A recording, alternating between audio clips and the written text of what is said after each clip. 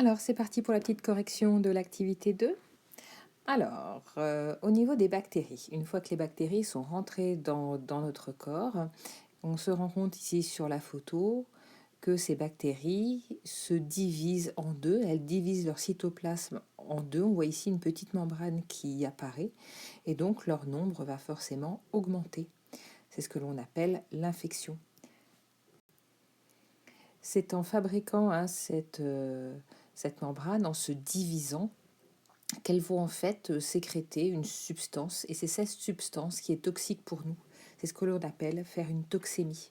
C'est pas tellement la multiplication des bactéries qui rend malade, mais la quantité de cette toxine que va produire ces bactéries en se multipliant. Or, comme dans notre corps, il fait 37 degrés, il y a à manger, il y a à boire, et bien les petites bactéries, elles sont contentes, donc elles se multiplient. Ici, on constate que ce qui rend malade, c'est bien l'augmentation du nombre de bactéries.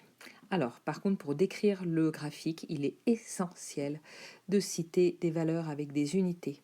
Par exemple, dire que en 3 jours, ici, le nombre de bactéries est passé de 0,5 unités arbitraires. Je ne reviens pas sur ces unités arbitraires, on en a déjà suffisamment parlé en classe comme ça.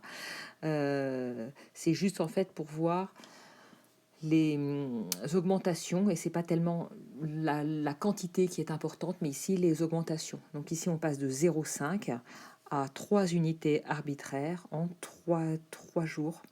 Et c'est durant cette phase d'augmentation qu'on voit les symptômes de la maladie qui apparaissent. Donc c'est bien en se multipliant, ça fabrique des toxines, c'est ces toxines qui nous rendent malades. Pour les virus, le mode d'action est tout autre. Ces virus donc, vont entrer dans notre organisme, dans les voies respiratoires, par exemple pour le SRAS-CoV-2.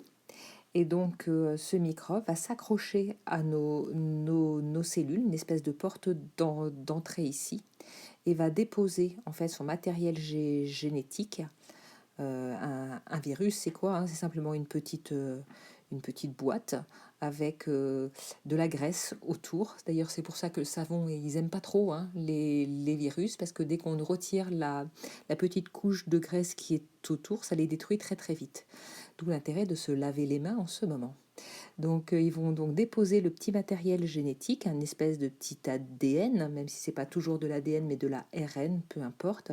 Donc, c'est une molécule codante qui va venir s'intégrer à la machinerie de notre cellule, et ce microbe va donc utiliser notre cellule pour se multiplier. Quand il est seul, comme ça, il ne se multiplie pas. Sa durée de vie est variable en fonction un peu de sa structure, mais il ne peut pas se reproduire. Il a besoin de rentrer à l'intérieur de nos cellules, d'utiliser la machinerie de nos cellules pour se reproduire.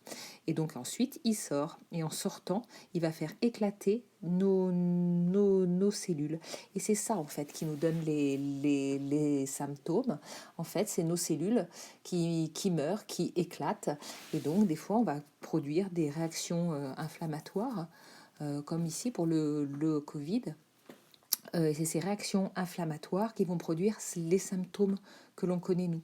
Par exemple, quand on a le virus de la gastro-entérite, les microbes, donc les virus vont venir à l'intérieur des cellules qui nous permettent de digérer, fabriquer les sucs gastriques, ou même les cellules qui nous permettent d'absorber les nutriments dans les intestins.